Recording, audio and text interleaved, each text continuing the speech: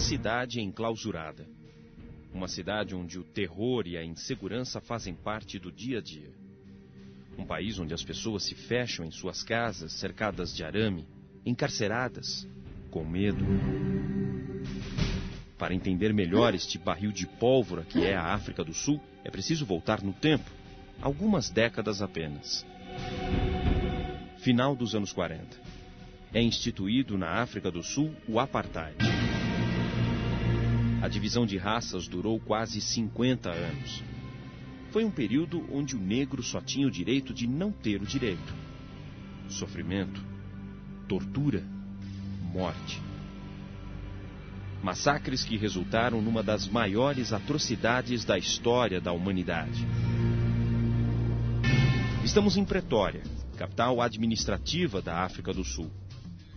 É aqui que os Afrikaners, descendentes de holandeses, criaram a Igreja Reformada da África do Sul. A igreja que apoiou integralmente o regime de segregação racial. Este é Cobus Gerber, administrador da Igreja Reformada Holandesa. Igreja que só reconheceu o fim do apartheid depois de 4 anos do fim do regime. Hoje, Gerber se envergonha e pede perdão. Essa é a parte ruim da história. Por muitos anos a igreja apoiou o regime do apartheid. Por isso a igreja tem que pedir perdão. Eu confesso isso. Foi uma heresia.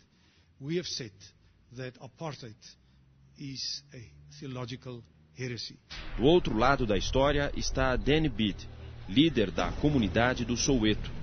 Um homem com a mesma idade de Gerber, 58 anos.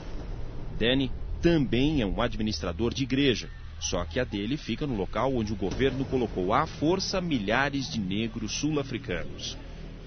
Como Danny enxergava Gerber e como Gerber via Danny nos tempos de apartheid, melhor deixá-los com a palavra.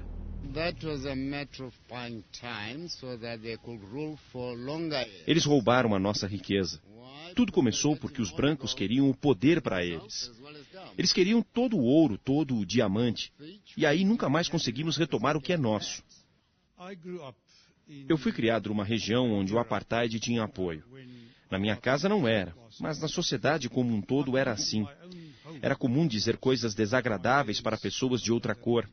Era comum fazer piadas com pessoas de outras raças. Era comum negar trabalho para estas pessoas. Essas pessoas tiveram uma influência muito grande na minha formação. O problema era, se estivéssemos nas ruas de Joanesburgo ou Pretória depois das 6 da tarde, nós éramos presos por 30 dias. Eu realmente me envergonho disso. Hoje, passados 16 anos do fim do regime de segregação racial, a tensão no país continua a mesma. Será que o medo de andar nas ruas, a necessidade de se fechar entre as grades, é reflexo de décadas e décadas de maus tratos? Será que a África do Sul hoje colhe os frutos da irracionalidade?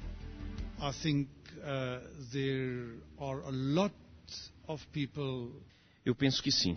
A maioria destas pessoas cresceu vendo seus pais, amigos, seus entes queridos sendo mortos, suas famílias sendo dizimadas. Essa foi a referência que eles tiveram. Com o fim do apartheid, o sistema prometeu para eles uma vida melhor, e eles não tiveram.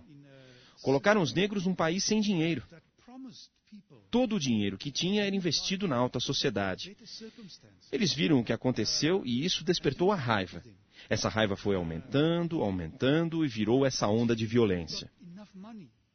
É impossível mudar tudo do dia para a noite. Todos precisam de tempo. As pessoas precisam acabar com a pobreza, mas isso deve acontecer para as próximas gerações. Nós conquistamos a liberdade, mas não conseguimos acabar com a pobreza. Opressão, pobreza, exclusão, atrocidade. Sombras de um passado representadas no Museu do Apartheid. E as lições não estão apenas nas fotos, grades, solitárias, filmes e forcas. A maior lição que encontramos por aqui veio com o jovem Denzel Goodman, menino inteligente. Quando o apartheid terminou, o Mandela fez um juramento de reconciliação. Ele fez com que os policiais brancos confessassem todo o mal que fizeram. Ele fez com que os brancos confessassem e que os negros perdoassem. Ele fez com que os brancos pedissem perdão, que os negros perdoassem. Pediu que houvesse respeito e para que caminhássemos juntos lutando por uma África do Sul melhor. O apartheid, aparentemente, está só no museu, mas o medo que as pessoas têm das pessoas fica evidente nas ruas. E a pergunta fica: será que o barril de pólvora que hoje é a África do Sul poderá explodir quando Mandela se for? Isso é impossível porque os negros não alimentam a ira do apartheid. Muitas pessoas alimentam essa situação.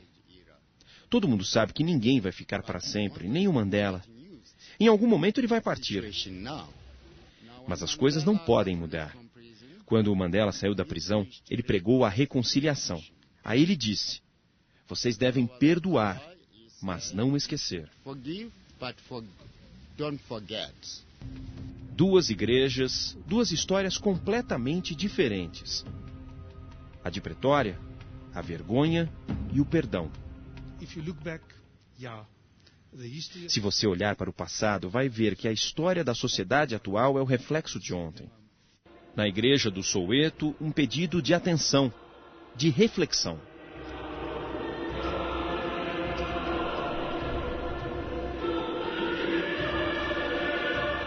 Hoje, a nossa maior luta é acabar com a pobreza. Na igreja africana, a mudança vem no perdão, no hino dos excluídos.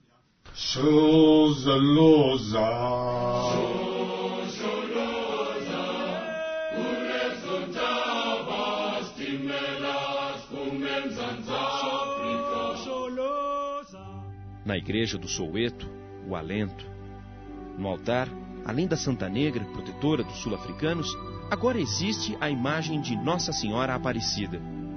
Sinal de que cada vez mais o Brasil tem a ver com a África do Sul. E que os homens, os santos e as cabeças pensantes de ambas as nações nos protejam.